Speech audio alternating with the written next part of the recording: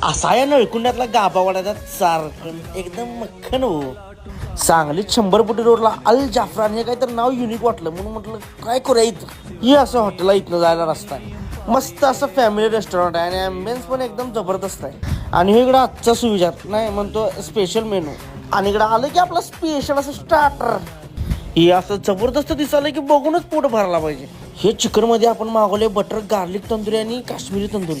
तुम्ही पण या खायला कधीतरी. भूक नाही लागल्या त्यामुळे खातो मी गपागप आता तरी. आणि शाकाहारी मध्ये स्टार्टर म्हटला तर हे पनीर हिल टॉप भागात टॉप आहे. आणि इकडं आपण मेन कोर्सला चिकन टकाटक आणि मटन पेशावर मागवले विथ बटर रोटी.